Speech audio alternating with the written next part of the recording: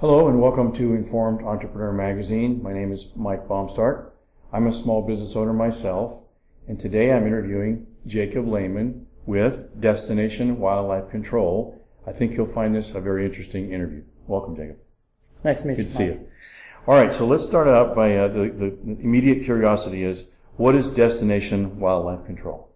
Well, we trap and remove nuisance wildlife from people's houses and their properties, like when squirrels chew a hole in their attic to get in and have their babies, raccoons, beavers, anything bigger than a bug or smaller than a deer, I handle it. So you wouldn't handle like pest extermination like a typical mosquito company. Correct. No, I don't deal with bugs at all. You gotta be able to see it walking, sort of. Pretty much, yes. And then so from small rodents or whatever, I guess, up to what size animal? Elephants, giraffes? Well, not quite that.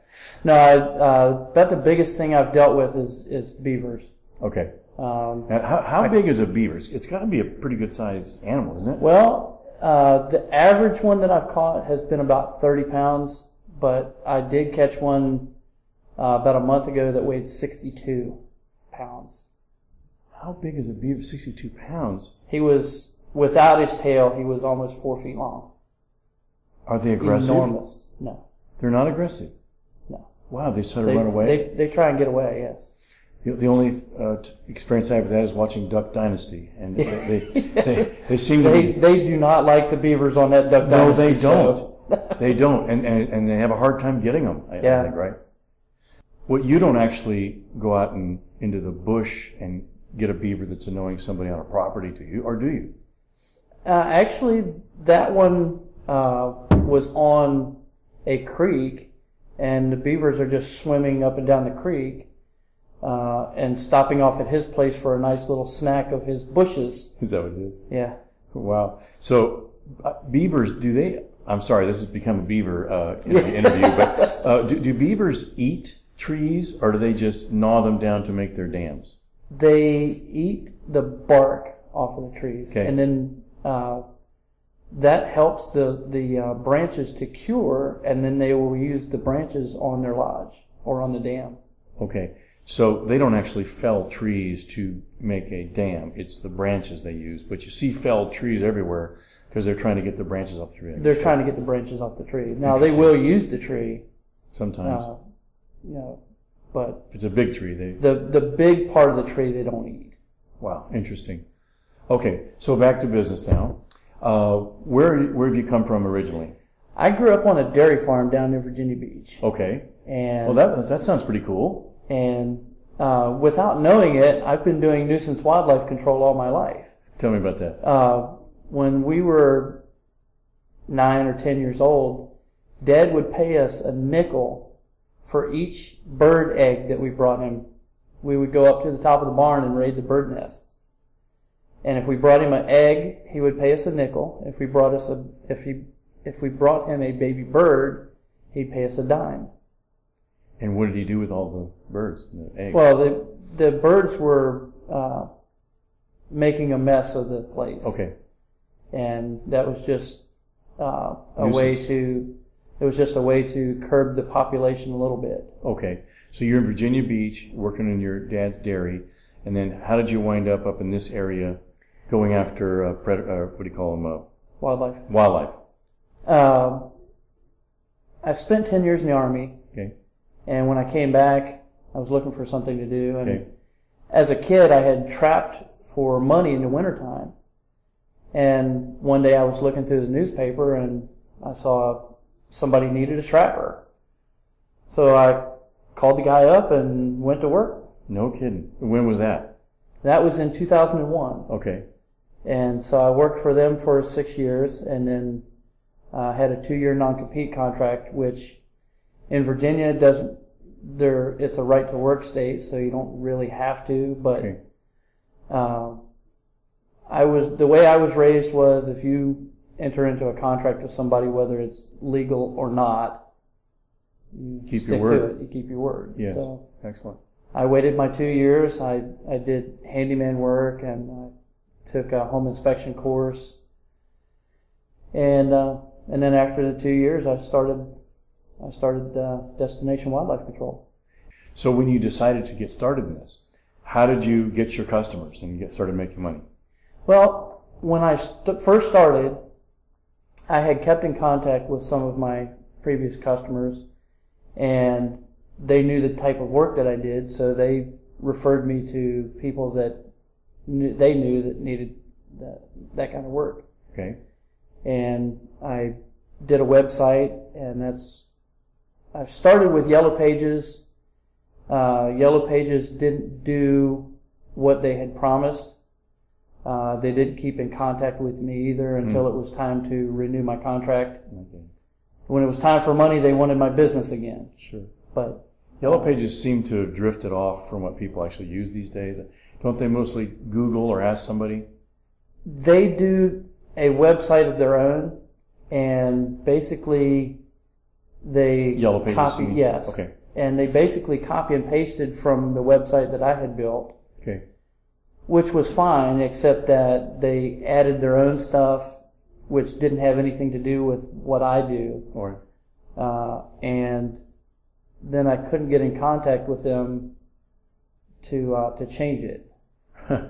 So, needless to say, when it was time to renew, they didn't get my business again. right. Now I assume now that most of your business is referral. People know who you are. A lot of it's referral, and I get a lot of business from Angie's List now. Do you really? A lot of business. Okay, excellent. People are going there looking for that They are. unusual service.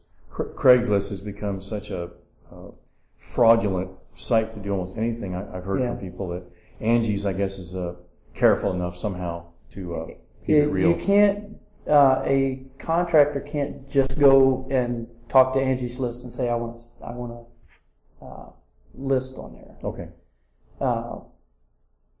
A customer has to refer the contractor to Angie's List and say, I did business with this company, I think they're a good business, and then Angie's List calls that company.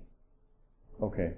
They do some due diligence. They do due diligence, yes. All right. So was it an entrepreneurial spark in your heart that you couldn't fight? Or was it just because this is what I know how to do and I've got to do a business myself to make it happen? A little bit of both. Okay. A little bit of both. Okay. I love the animals. I'm a people person, Yes. and there are some people who are difficult to work with. As you know. Pest removal of all sorts, right? Yeah, I don't deal with ex-husbands though, so don't ask. Yeah, right. Pest removal. You keep it under the size of a deer, you told me Yes. once, I think. You know? Bigger than a bug or smaller than a deer, I deal with it. There you go. Okay, a couple of difficulties you've experienced in being in business over the last 12, 13 years. People. In what respect? When customers or other contractors, you call and they don't call back. You call to set an appointment and say, I should be there between 9 and 10. And you don't get a call back. Well, if I don't get a call back, I'm not going to waste my time going over there because I don't know if they're there or not. Absolutely. Right. And So that's been a difficity. that's a struggle. That's right. a struggle, but And the people that you say there's some people that work for you, how have you handled that? You have a good crew, or I've got one guy that works with me, and you train him, or I did have to train him. He knew nothing about wildlife at all, and he's afraid of heights. But he's a good worker, and he has overcome his fear of heights to get up on the ladders and whatnot. So you get up on the ladders to get inside ducts or attics, or to get up on the roof.